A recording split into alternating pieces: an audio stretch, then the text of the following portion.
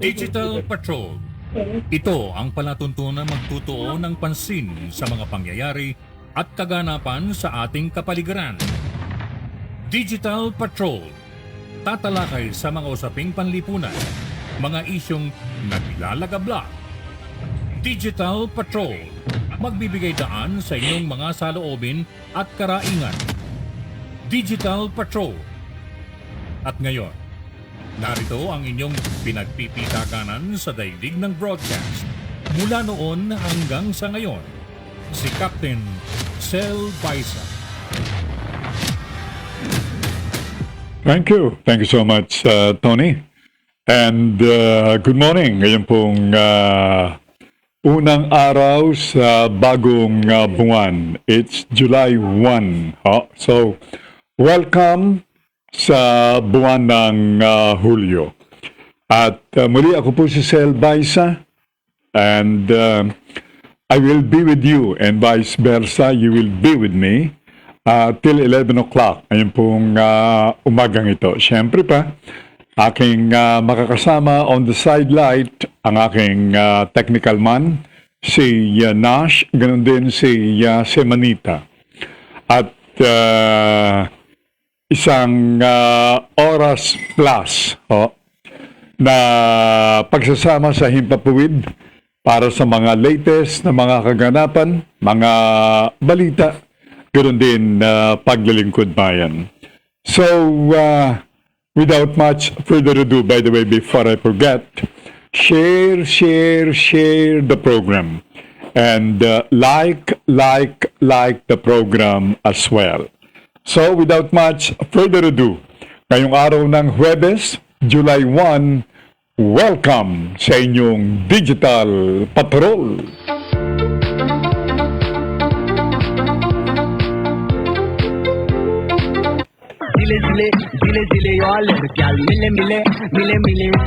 Yes, indeed. Magandang umaga po muli. And the sun is shining so brightly this morning dito sa National Capital Region. But incidentally, yan po hindi nagpapahiwatig na maganda ang buong araw ng Huwebes. Because Pag-asa Forecasting Center, of course, ay paulit-ulit nagsasabi na ang ating nararamdaman sa mga sandaling o sa panahong ito ay itong monsoon rains. Itong tinatawag na hanging habagat, dala-dala ng hanging habagat, but it's just a matter of waiting. At papasok na itong taglamig, dulot naman ng hanging amihan. Stand by too because anytime now tayo po ililink, ikakabit, sabi nga po, dito sa channel ng Pinoy Hour sa Alberta, Canada. Na incidentally, ngayong July 1, wala na silang face mask and apparently everything is back to normal in that part of Canada. Well and good. So, welcome to the show. And as a confirmation, sinabi ng Pinoy Hour, the show is simultaneously streaming and shared with Pinoy Hour sa Alberta, Canada. Thank you so much, John, for the confirmation, and likewise, good morning kay Melody and children. Without much further ado, atin ang kaagad dakuan ang Pag-asa Forecasting Center. Naroon si weather forecaster Ariel Rojas at narito ang kanyang balita. Minamonitor na isang low pressure area na pumasok na sa Philippine Area of Responsibility kaninang madaling araw. Huli pong namataan sa layong 1,365 kilometers silangan ng dulong hilagang bahagi ng Luzon. Ito po ay mababa ang tsansa na maging isang bagyo at posibleng malusaw din habang binabaybay itong Philippine Sea at hindi po ito inaasahang makaka-apekto sa panahon sa ating bansa. kasalukuyang habagat pa rin na mas nakaka-apekto sa may extreme northern Luzon. Ngayon pa man ang buong kapuluan makaranas pa rin ng generally mainit at maalinsangang panahon lalo po sa balakong tanghali at sa early afternoon at meron ding chance ng mga isolated thunderstorms sa dakong late afternoon at early evening. Kaya ating mga kababayan pa rin ay dapat lagi pa rin po nagadala ng payong para hindi po mabasa kapag umulan sa oras ng uwian. Aabot hanggang 34 degrees Celsius ang maximum temperature dito sa Metro Manila. Samantalang sa Davao naman, 33 degrees Celsius at Cebu, 32 degrees Celsius. Wala po tayong inaasang taas na alon kaya malaya pa rin po makakapagpalaot ang ating mga kababayang mangingisla at yung may mga maliliit na sakyang pandagat. Yan muna ang latest sa Pag-asa Weather Forecasting Center. Ako po si Ariel Rojas. Magandang umaga at mag-ingat po tayong lahat.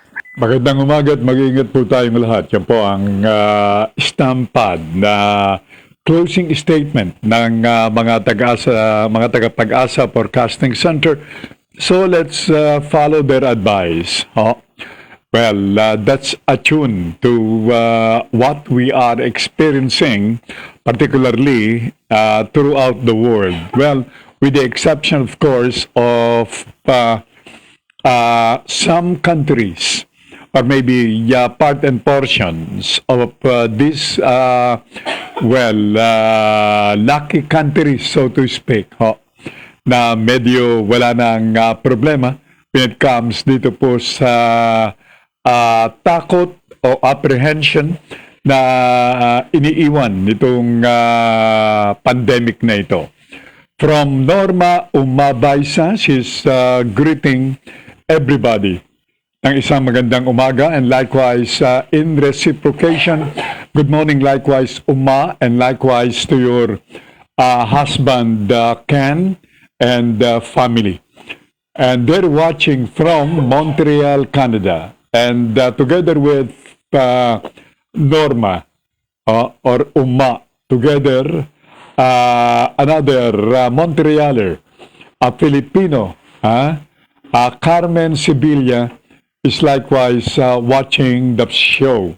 Good morning to everyone, ang bati ni Carmen. Good morning likewise, Carmen Sevilla. At ngayong unang araw ng buwang kasulukuyan ng Hulyo, ang ating pong paalala dun sa ating mga kababayan na nag-i-issue ng cheque. Always bear in mind na ngayon po ay auno ng Hulyo. Alam nyo, meron kasing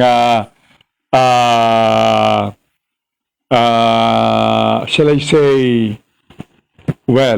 routine. Ay, wag naman yung sakit. Medyo masagwang pakinggan yung sakit.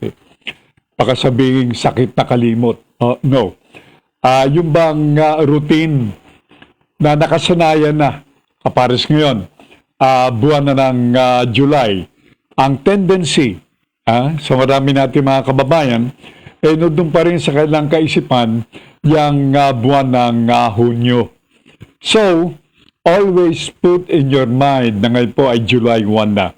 And to whom I am referring this, reminder, of course, sa lahat ng ating mga kababayan na nag-i-issue ng cheque. Baka magkamali kayo, may lagay ninyo ay June 30th. Wala na, paso na yan. Kawawa naman yung inyong i-issuean ng cheque. Baka ma-stale. Alright? So, yan ay napapanahong paalala para sa ating mga kababayan. And of course, that's it. We'd like to greet the program Digital Patrol, would like to greet ang bansang Canada, who's celebrating their Canada Day, their Foundation Day today. So happy anniversary, Canada. All right? At ngayon po ang kanilang Canada Day. Back here in our country, I'd like to say good morning to Lides Baisa. Sabi niya, GCQ Taytay Rizal is watching. Have a blessed Thursday to all. Okay, thank you very much.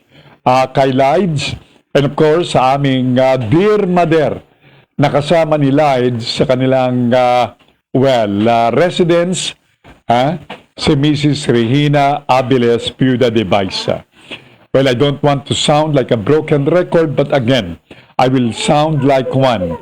Mother, don't forget to take your breakfast and take your medicines. Okay? Thank you.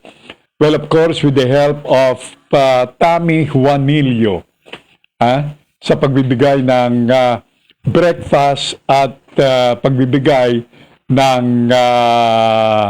medisina. At sa lahat ng ating mga kababayan, diyan sa lalawigan ng Rizal.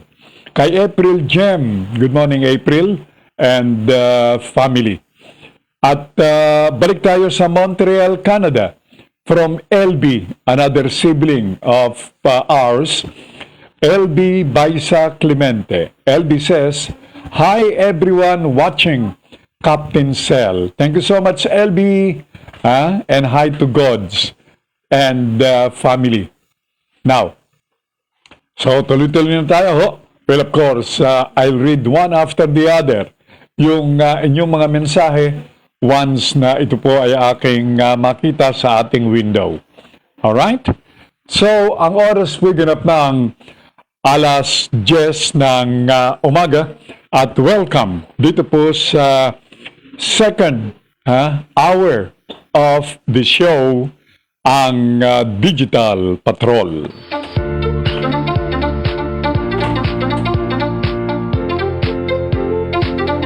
Yun hong smog, yung paglabo ng kapaligiran. Dito sa malaking bahagi ng Metro Manila area has been confirmed na nanggaling diyan sa sulfur dioxide mula sa Taal Volcano. At yan ay kinumpirma ni Yusek Renato Solidum na incidentally ay siya ring namumuno ng PBOLCS. Yun po ang tinatawag nilang smog. Kung masama po yan. Sa katawan, yung smog. At ilan sa dapat nating bigyan ng kaukulang pansin laban dito sa smog ay yung posibleng pagkakaroon nitong hika. Kaya konting ingat. Kaya the more nating gamitin itong face mask, enable us to avoid na makakontract nitong tinatawag na hika. Pakahirap po niyan, Kaya minsan pagising mo ng umaga, medyo ikaw ay wala pang araw dito sa Metro Manila area. If you notice na medyo malabo yung himpapawirin, well, ang ibig sabihin niyan ay dagsa itong smog. At yan ang nabanggit ni Mayor Mendoza. Nakalapit diyan sa ang bayan ay kalapit diyan sa Taal Volcano. At narito ang naging pahayag ni Mayor Mendoza. Natutuyo. Sa init siguro dahil dito palang sulfur dioxide is acidic. Kaya sa dami ng sulfur around the environment, naapektado talaga yung mga halaman namin. Kaya pa ito naka-recover from previous Taal volcano eruption. Ayun, bukod dito sa pinsala na posibleng maidulot nitong smog na dala nitong sulfur dioxide, abay pati yung pong kanilang mga itinanim na mga halaman. Marami po dyan mga gulay. Maraming mga gulay ang mga nanggagaling dyan sa gawin ng Batangas at maging ng Cavite. I understand some parts ng Cavite hindi rin pong nakaligtas dito sa pinsala dulot nitong sulfur dioxide na nagmumula naman diyan sa Taal Volcano. Ang sabi ni Lides, okay na, naka-receive or mag-i-issue ng check na June 30, 2021 than June 30, 2022. At least yung una, cashable na. Ayun, binanggit ni Lides na pwede palang i-cash yung June 30, 2021. So I stand to be corrected there. Kesa naman na yung i-issue out ay June 30, 2022. Yun ang hindi po acceptable. So, yung June 30, 2021 is still acceptable and is still cashable. So, mukhang wala ng problema doon. Anyway, mine is a pure and simple reminder. At salamat kay Lides dito sa pagpapaliwanag na ito. And that will come likewise as a big help sa ating mga kababayan. So don't forget, baka mailagay ninyo ay 2022. Yan, dyan may stale. Yan ang medyo iisnabin nung bank teller. Hindi niya yan, i-accept. I-deny niya yan, yung cheque na yan. So, void yung nabanggit na cheque. Thank you so much, Lides, dyan sa iyong pagpapaliwanag na yan. Good morning sa couple na sila John and Techi Barredo and children who are likewise watching from Taytay Rizal. Yung ating mga kasama dyan sa ISC compound. Likewise in Taytay, na ngayon ay nanonood, nakikinig ng ating program while taking their break. Hi to Maxi Barredo dyan sa ISC compound. Ayan ang gumagawa ng Sahara cement proofing. Yan, kung tagal na yan. Many decades ago. Kaya namang subok na at kilala pa. Kay Mark Barredo who's watching from Thailand. Brother ni Maxi, si Mark, who's representing a big university back there in Thailand.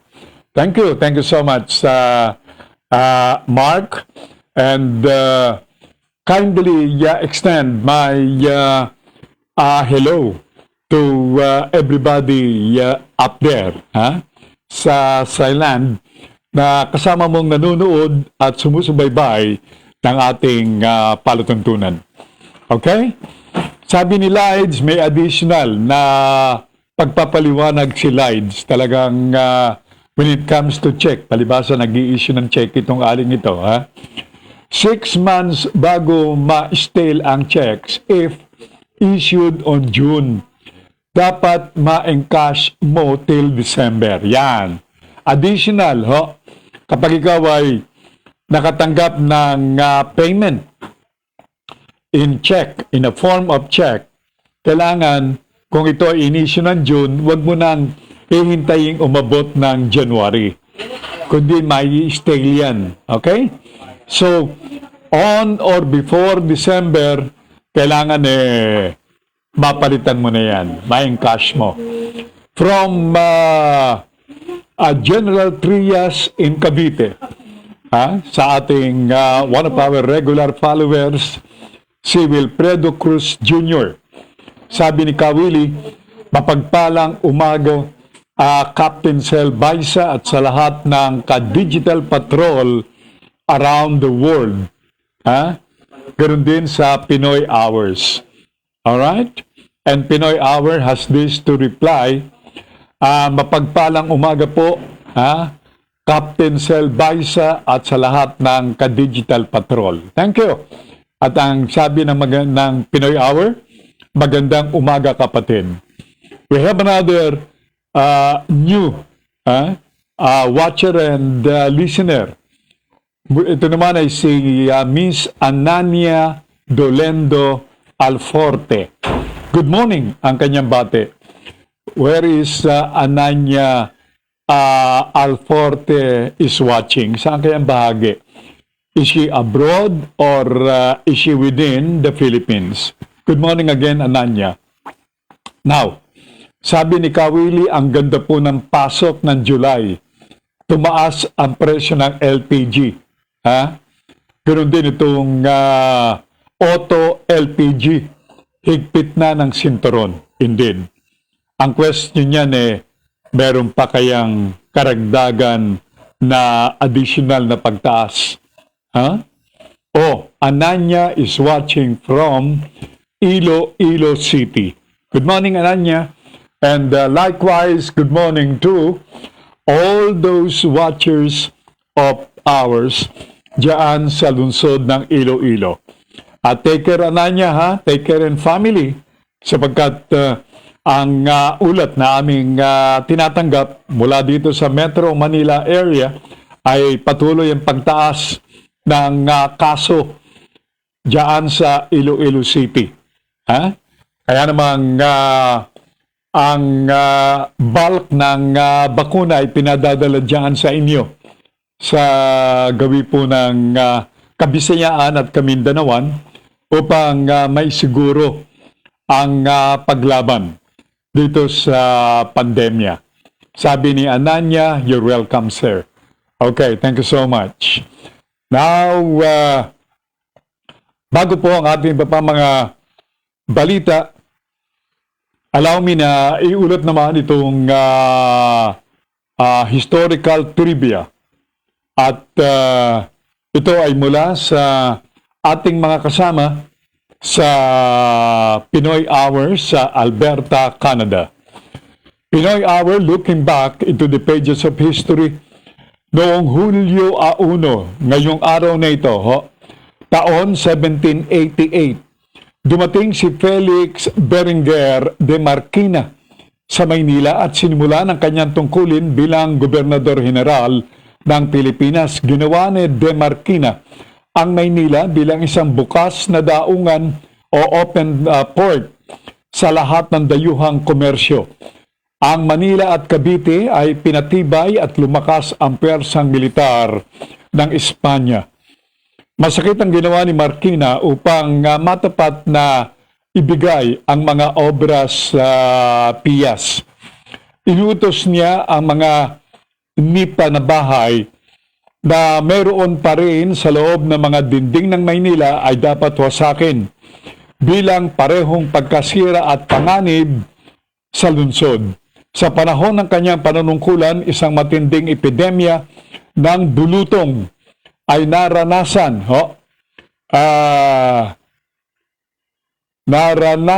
sa mga isla. Nagbigay siya ng malaking halaga sa mga kura paroko upang maibsan ang kahirapan dulot nitong salot. Thank you. Maraming salamat, John mula sa Alberta, Canada, dito sa Historical Trivia. Okay. Ang sabi ni Kawili Cruz Jr., Ohio Gosalimazu. Yan po ay bating Hapones. And of course, I'm sure na ngayon ay sumusubaybay pa rin si Miss Yula Nakano ng bansang Japan. Thank you so much, Yula, for watching. And to the Iwabuchi family mula sa Tokyo, Japan. As well as yung ating mga overseas Filipino workers na pawang ngayon po ay nanonood ng ating palatuntunan side by side nitong palatuntunang Pinoy Hour. I understand ang malaking porsyento ng mga followers ng Pinoy Hour ay mga OFWs. Kaya sama na sila dito sa panonood pa rin itong palatuntunang Digital Patrol. Bueno, oras piganap ng alas 10:17 ng morning.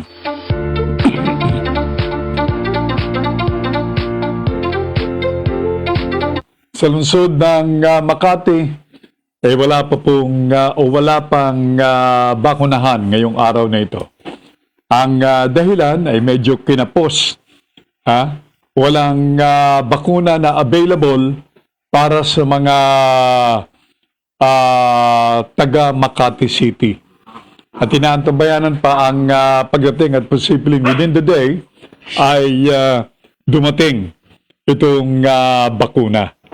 Whereas, sa lungsod ng Maynila, tuloy-tuloy naman itong pagbabakuna ngayon pong araw na ito.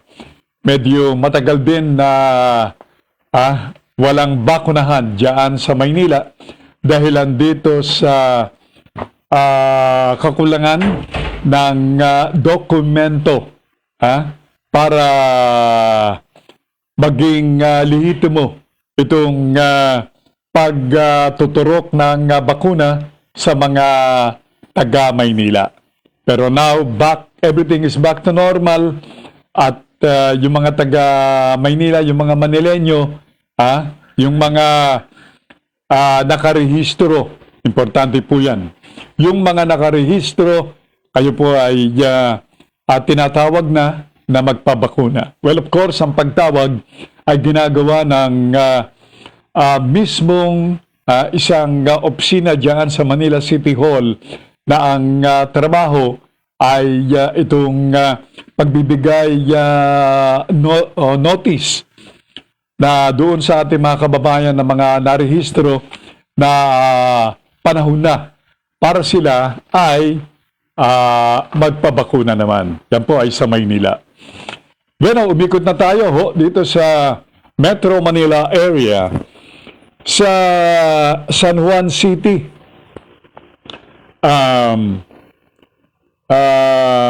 Medyo malaki po ang tiwala ng alkalde ng lungsod ng San Juan, si Francis Zamora, na sooner or later, within the year, ang kanilang hangarin na mabakunahan ang lahat ng mga taga San Juan City will become a reality.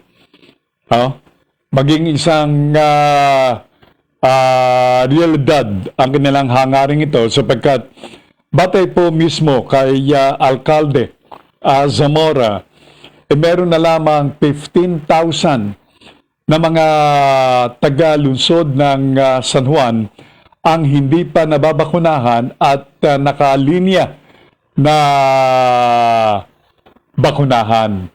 Yan, Yan po ang kaganapan sa lungsod ng San Juan. Now, yung 15,000 na yan, of course, we're talking here of 30,000 vaccines. Sapagkat per individual, dalawa ang kailangan bakuna in able to complete the requirement. Kaya what they need is something like 30,000 more vaccines.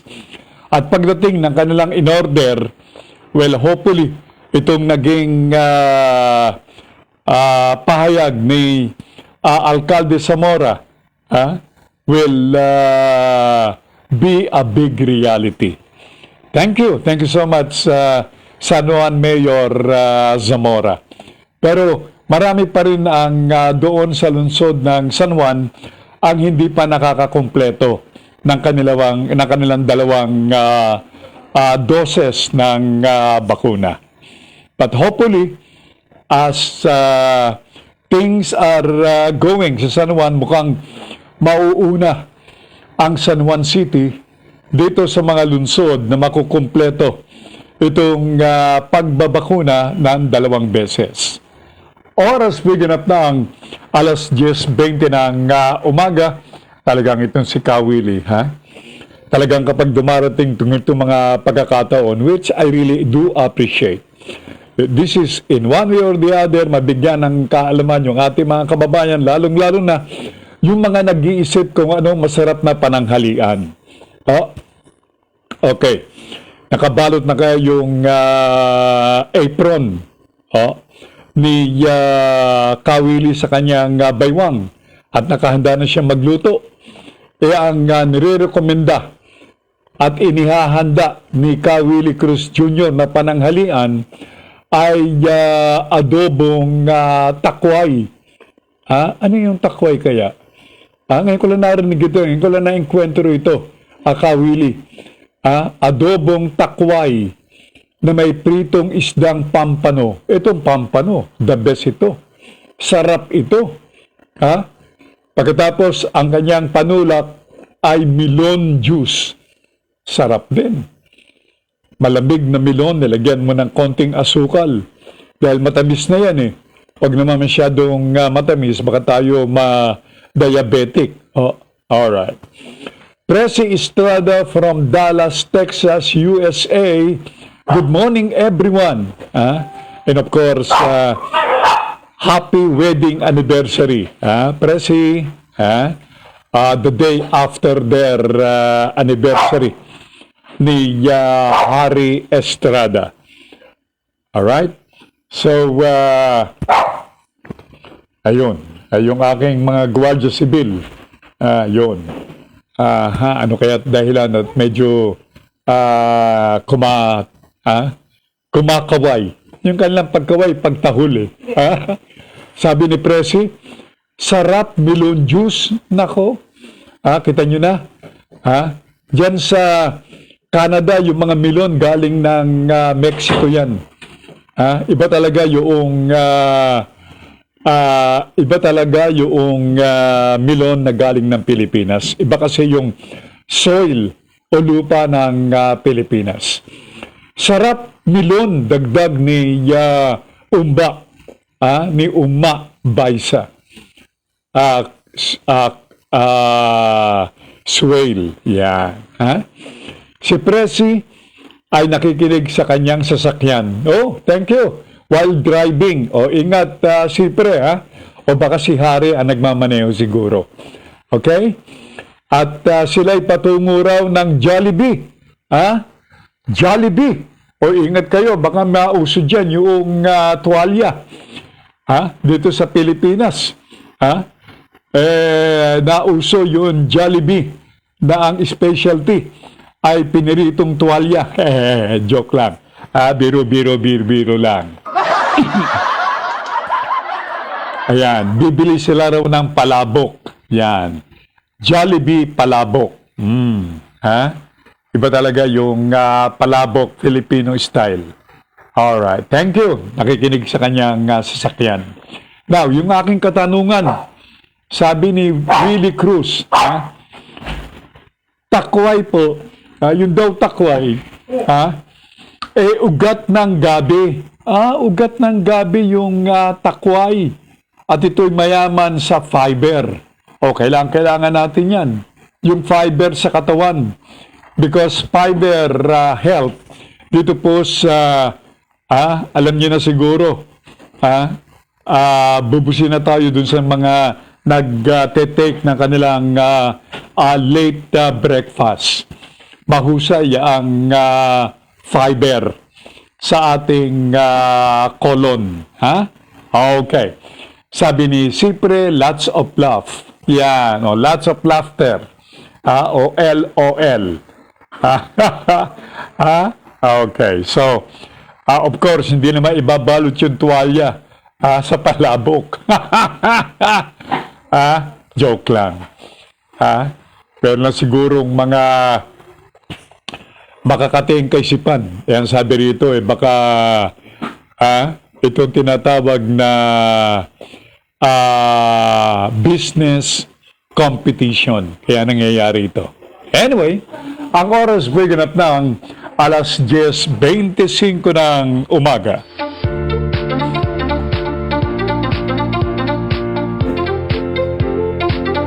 Sa Pateros, medyo namomroblema ang LGUs ng Pateros dahil andito sa kakulungan ng health workers.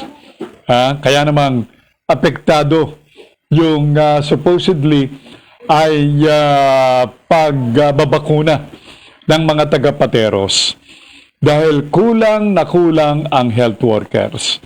Ano naman kaya ang dahilan at nagkukulang? Yan. Bakit marami bang nag-atrasan? Marami ba ang nag-aalisan? Baka naman hindi sulit yung ibinabayad sa kanila. Alright. Sabi ni Willie Cruz Jr., crispy towel. Prank yun kasi sumablay kaya sibak sila sa trabaho. Ayan, mula po kay Wilfredo Cruz Jr. Yan po ang kanyang komento. Prank yun, sabi niya. Ayan. Kaya nadali sila. Nawalan tuloy ng trabaho. Thank you, Kawili. Now, so, yung ating mga kababayan, yung mga ulitin ko, yung mga taga Maynila, back to normal, yung pong pagbabakuna sa Maynila after 6 long days na walang bakunahan o nasuspende ang bakuna. Okay. Now, I'd like also to say na konting ingat po sa sunog. Ang isa pong housing area diyan sa Delarama Homes sa Parañaque ang inuulat na nasunugan kaninang madaling araw. So marami sa ating mga kababayan ang naging biktima ng sunog na ito. Abay, kahit na po ganito ang panahon na medyo nag-uulan-ulan, hindi po ito ibig sabihin ay wala ng sunog. Katulad ng inyong narinig siguro sa akin paginoong pakikipanayam kay Major Celoso ng Bureau of Fire Protection na kahit umuulan hindi garantiya na ang tubig ulan ay makakapigil ng sunog. Sapagkat kapag umuulan daw at nagkasunog, most likely ang panggagalingan nito ay yung depektibong kawad ng kuryente. Okay? So, kaingat tayo. At by the way, kung kailangan ninyo ng fire extinguisher, pakipag-ugnayan lang po kayo dito sa Digital Patrol. At yan po ang konting pinagkikitaan ng konting barya nitong aking technical director na si Nash. Fire extinguisher sa inyong bahay at sa inyong mga kotse. Mapag-uusapan po yan. At pwede po kayong bigyan ng magandang diskwento ni Nash. Okay? So, kailangan po natin ang fire extinguisher. Sa bansang Amerika, it's a requirement. Kung wala kang fire extinguisher, huwag kang magbahay sa Amerika. And likewise, in Canada, as well as in other first world countries, yan po ay isang reglamento. Alright. Sabi ni Willie Cruz Jr. sa Bacoor po, may bakunahan po ngayon sa SM Bacoor. Malapit kina Sir Asintado. Thank you so much, Willie. Ang kanya pang dagdag, bawal po ang walk-in sa vaccination sa Bacoor at Dasmariñas, Cavite. Timely na pagpapaalala mula kay Willie. Doon sa ating mga kababayan na nag-iisip na magpabakuna, though hindi po kayo rehistrado. Umaaring kayo ay rehistrado, pero you were not given the notice na ngayon ay pwede kayong bakunahan. Kaya just the same.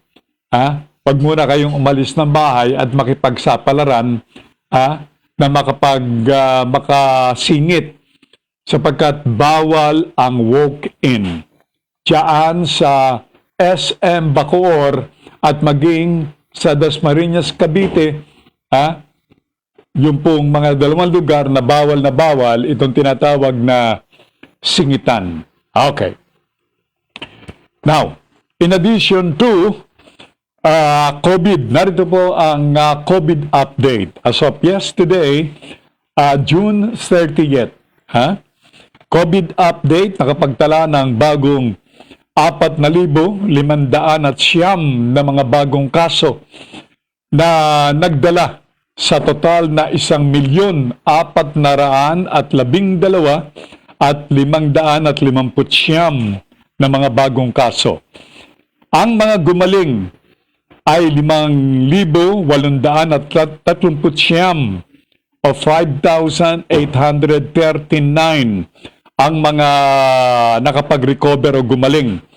Kaya't ang total bilang ng mga gumaling na ay 1,339,248 cases. Yung mga sinamampalad na namatay ay 105 deaths. At ang total na bilang ng mga namatay sa pool na mag-umpisa ang COVID sa Pilipinas ay 24,662 cases. Now, yung mga aktibo na ngayon ay nasa mga pagamutan, maaari ay nasa kanilang mga tahanan at sinusubaybayan, at ganoon din itong mga quarantine facilities ay 48,649 cases. Yan po ang COVID update as of yesterday. Tabayanan po ninyo ang ating COVID update. Yan naman ay aking ipagkakaloob sa inyo bukas dito sa inyong palatuntunang Digital Patrol.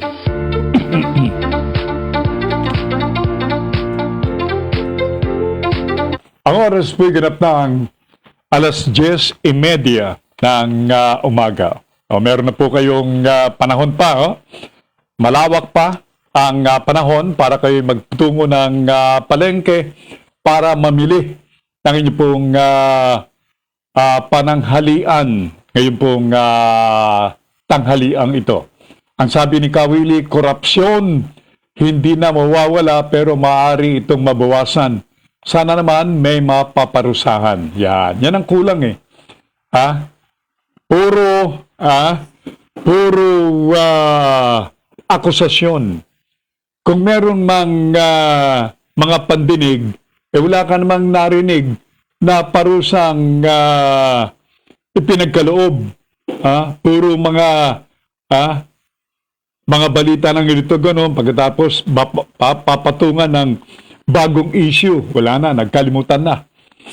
Alam nyo, kaugnay nitong maigting na iringan nitong si Mayor Digong na incidentally ay siya ring chairman, tagapangulo ng ruling party. Itong partido na ngayon ay namumuno, itong PDP Laban.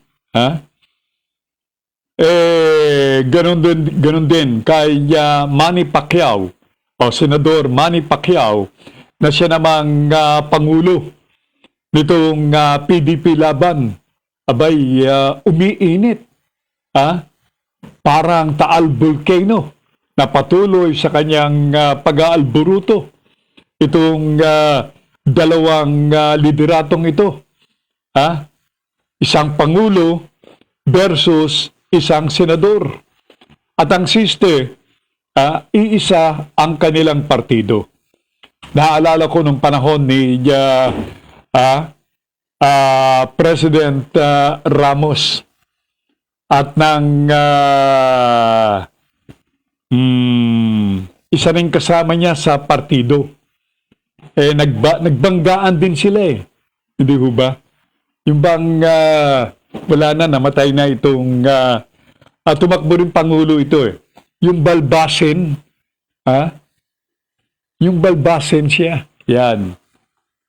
Na nagbanggaan sila nito eh ng ating pangulo. Parang ganito ang sitwasyon. parehong may balak na tumakbong Pangulo. Iisa ang kanilang partido. Ha? Yan. Dahilan sa kanilang ambisyon na maging Pangulo, ayun, nag-iringan. Ha? Nagkaroon ng friction. Ang kanilang dati ay mabuting samahan. Parang si Digong at si Pacquiao. Ha? Ang bulong-bulungan diyan sa PDP laban. Ha? Kung meron daw delikadesa, itong si Pacman, umalis na siya bilang Pangulo ng PDP laban. Ha? Sabi ni Kawili, parang panabong na manok. Si Pacman, ha? Kumikikig na. Yun. Tama ka, Kawili. Si Ramon Mitra. Ha? Si Ramon Mitra, yung pong aking pinatutungkulan kanina na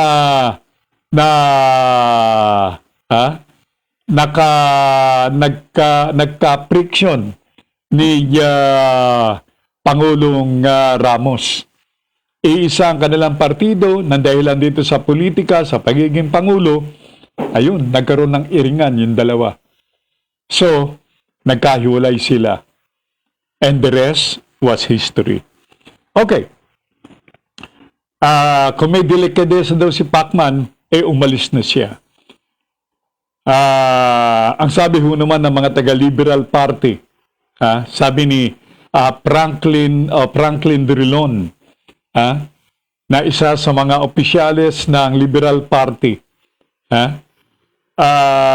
okay sa kanila na tanggapin si Pacman sa kanilang partido. Yan ay kung gustong tumalon sa bakod ng partido ni na Drilon, si Pacman. He's most welcome, sabi nga. Sabi ng Pinoy Hour, the late Mitra ang nag-breed ng Sambuanga white na manok na panabong. Ayun, true. That's true. Sabi ni Willie, saludo po ako kay General Angelo Reyes. Nagbaril na lang. Yan. Hindi na nakayanan. Ng konsensya siguro. O ng dibdib. Kaya nag-suicide. Hindi ho ba? Hindi nyo maalala. Nang lumabas ang kontrobersiya doon sa pamahalaan. Dahilan sa korupsyon ni dating Pangulong Gloria Macapagal Arroyo. Hindi nakayanan ito ni General Reyes diyan sa libingan na sa Marikina City ng kanyang ina, nagbaril sa ulo si General Angelo Reyes. Hindi niya nakayanan ng kanyang dibdib. Kaya diyan sa loob ng Loyola Memorial, nagbaril yung mama. Okay. So, sometime in, ito nagkakamali, sometime next month, ay magpupulong ang PDP laban. At marahil, hindi lang siguro marahil, malamang na pumili ng bagong Pangulo ang PDP laban na ipapalit kay Pacman. Speaking of Pacman, meron pa siyang 3 opisyal ng gobyerno. Mga sekretary din kaya ito. Na sangayon sa kanya, corrupt. Mga nagnanakaw ng kwarta ng bayan. In short, yan po ang corrupt.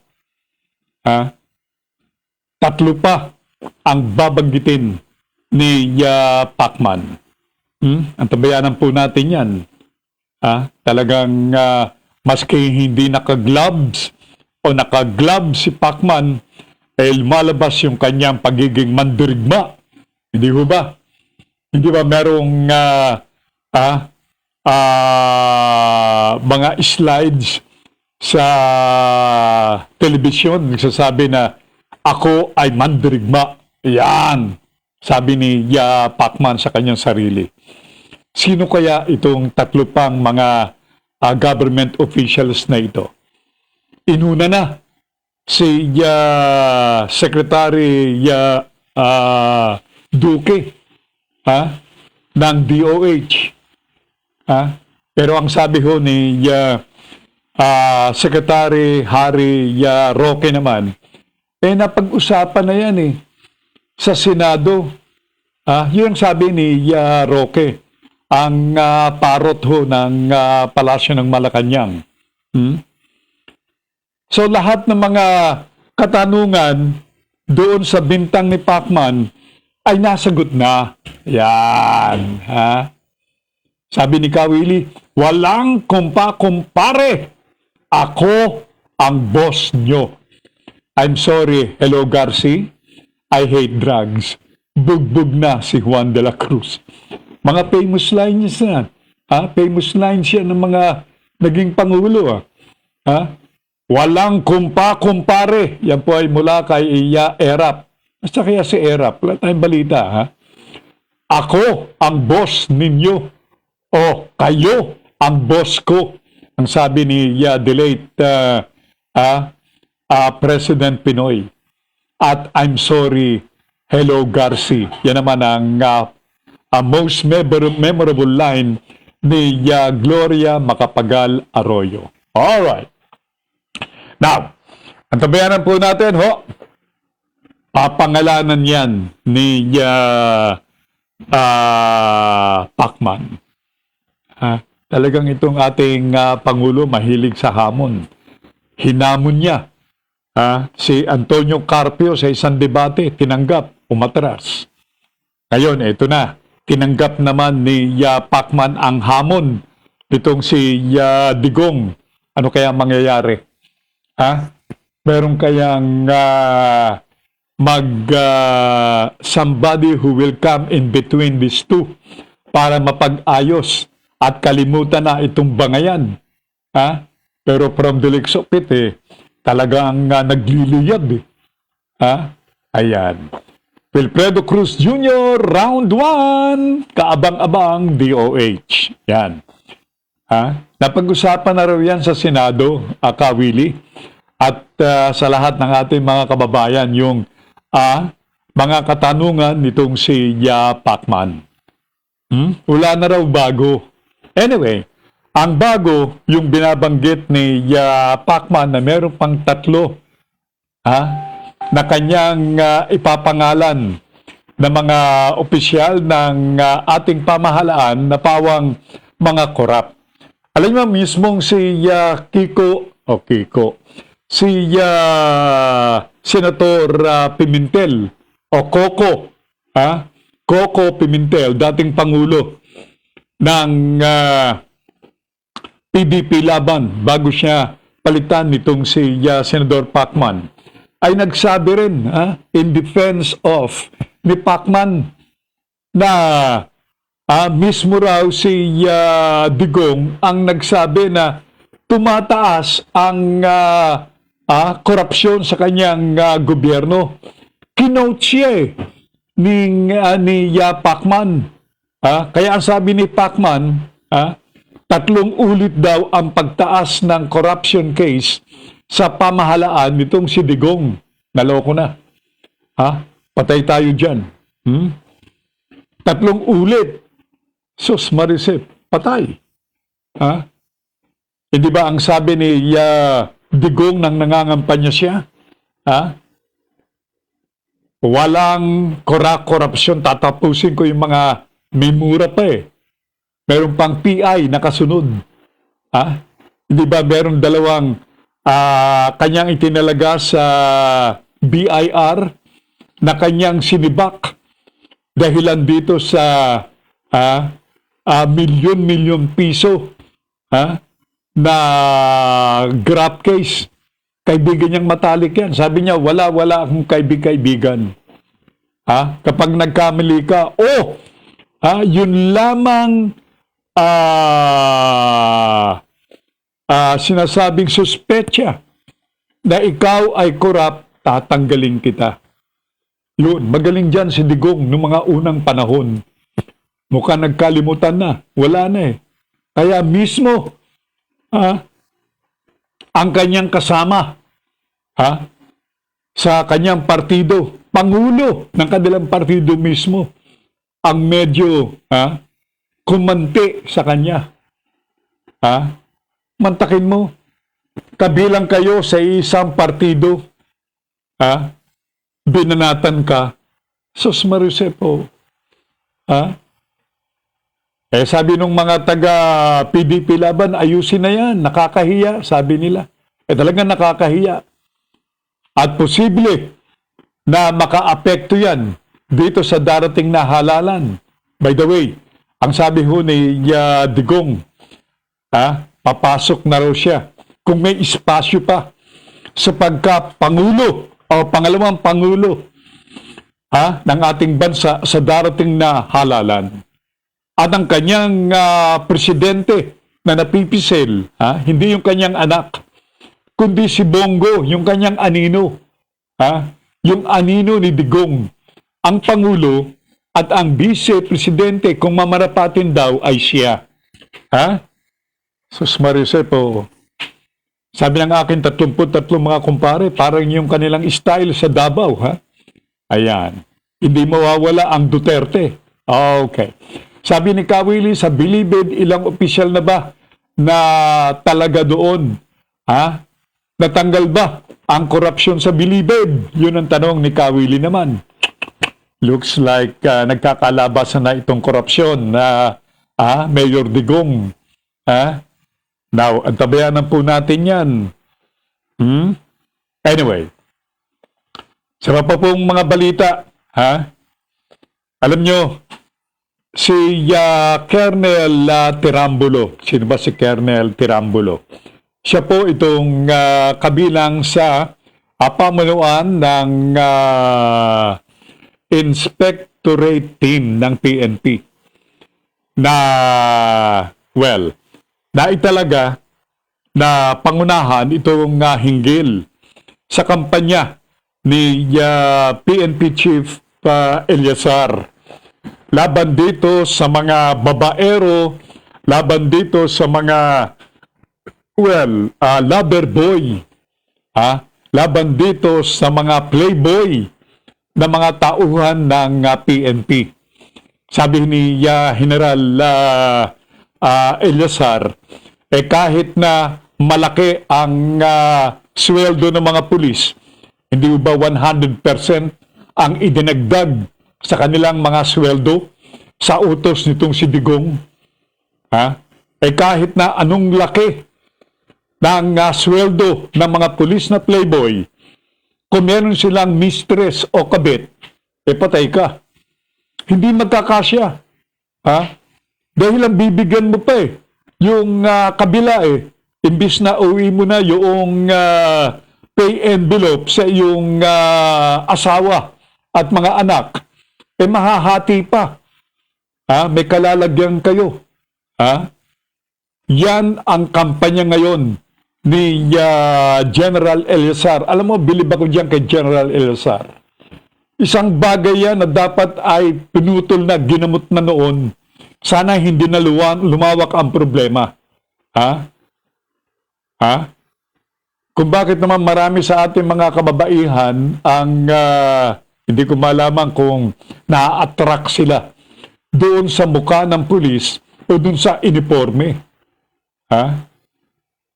Pero ang sabi ho ni Colonel Tirambulo, naku, medyo ata mahirap yan yung kampanya na yan. Pakinggan natin si Colonel Tirambulo. Yung Public Act 1992. Kasi usually, ang requirement kasi sa batas o ng acts ng concubinage is keeping mistress inside your dwelling. Mahirap naman yan gagawin kasi nandiyan si Mrs. No? Pangalawa, yung sexual intercourse under scandalous circumstance kung saan hindi yung asawa dinidisplay mo sa publiko pero yung sa mga social gathering hindi yung kabit mo.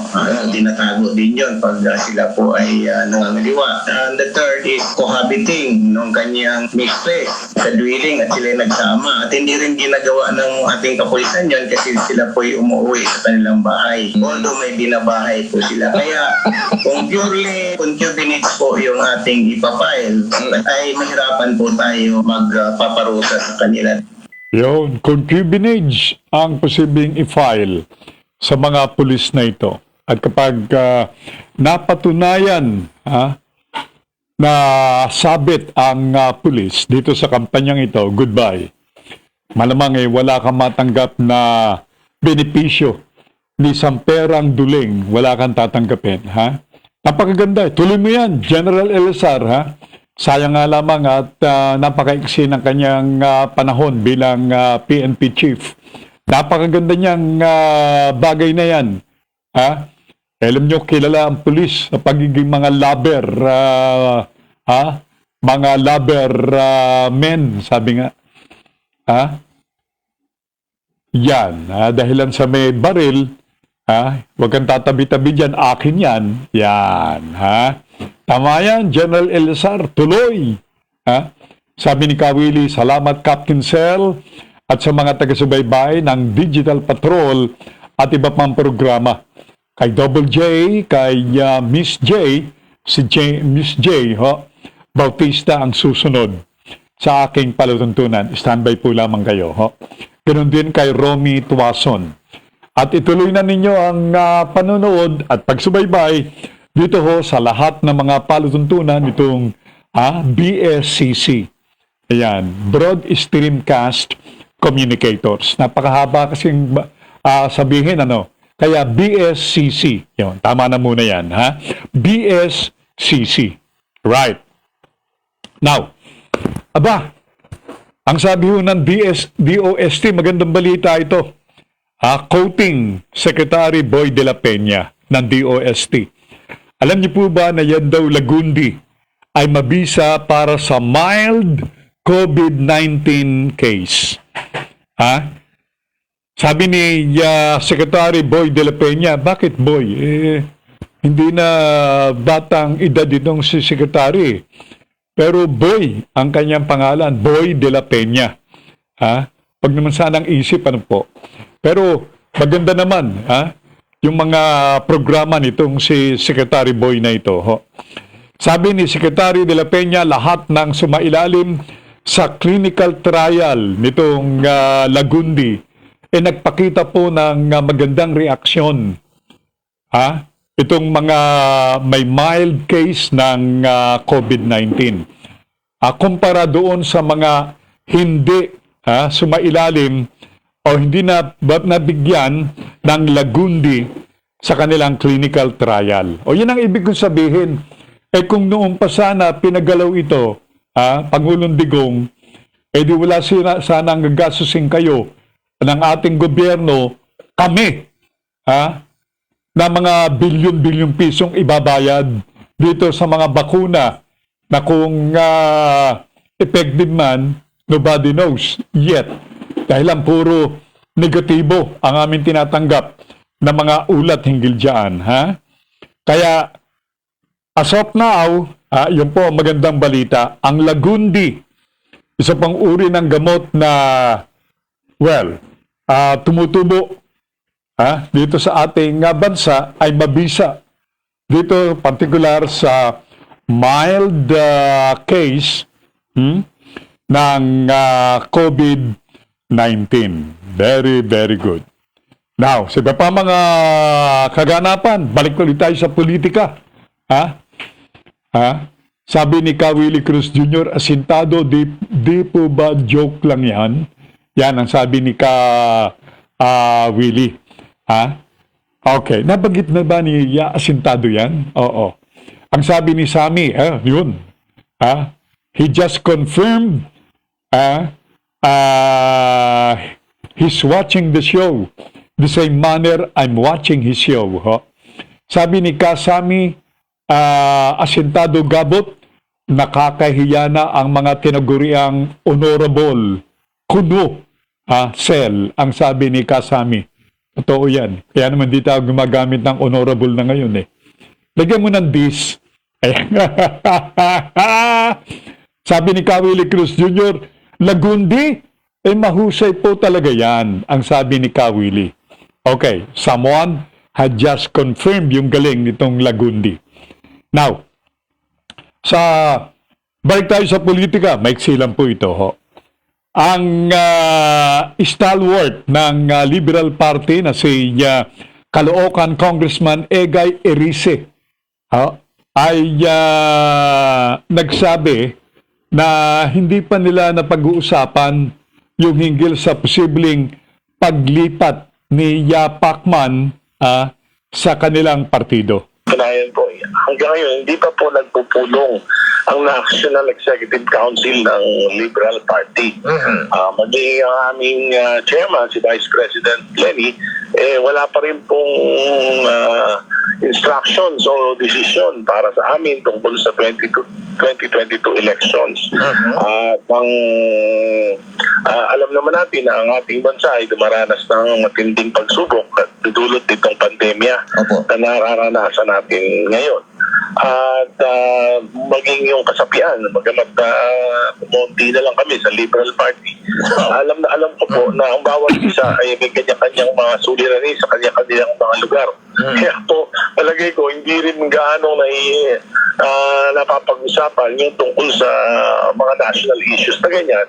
At sa katunayan po, nung namatay si Pangulong Aquino, wala rin pong napag-usapan tungkol dyan sa politika, kundi yung pakikipdalamhati lang namin kay Pangulong Aquino at pag-alaala sa kanya. Pero nakita naman po natin na napakasimple po na ang kanyang burol, napakabilis at inaiwasan din namin na iniwasan din ang kanyang pamilya na magkaroon ng super spreader event. Yun, mga gilo kong mga tagapakinig, bakit ganun dito sa atin? Kapag ang iyong partido ay medyo matunog, nako, ang daming nagte-turn coat, ang daming gustong sumama. Pero katulad ng Liberal Party na medyo wala na mahina na, mga gilo kong mga tagapakinig, wala na, humihiwalay. Iba talaga ang politika rito. Mga tinamaan kayo ng magaling. Kung saan malakas ang partido, doon kayo. Marisip kayo mga tinamaan ng magaling. Kung pwede lang mag-PI talaga. PI ninyo. Nako. Alright. Ang sabi ni Kasami Gabot, great morning sir, wala na talaga. Sa hulog ang Tatay Digong ko. Bara-bara. Bara-barabay na kung sumuntok. Nakakakita na dahil sila ang nag-aaway, anak ng teteng. Ang sabi ho ni Kasami Gabot. Ang program po ni Sami ay from 6 o'clock to 8 o'clock in the evening. Watch his show. Pero, I'm running short of material time. Pero habol ko ito. Lagundi at Tawa-Tawa at Paragis, bigay ng kalikasan, nariyan lang sa paligid, tunay na gamot, hindi chemical. Pero, salamat sa aking mga sisters all over the world. At God bless the Philippines, ang kanila pong panalangin. Salamat kay Nash, maraming salamat kay Net. And of course, at tabayanan po ninyo si Miss J. Bautista ng kanyang palatuntunang Ang Buhay Online. Again, please join me tomorrow, God willing, sa isa pang pagtanghal ng inyong digital patrol. So, stay healthy and safe always, everyone. At Diyos ti Angina. I love you more. Ibaston yung mga orasan ng oras sa Pilipinas, ganap ng alas 11 ng umaga. Till tomorrow.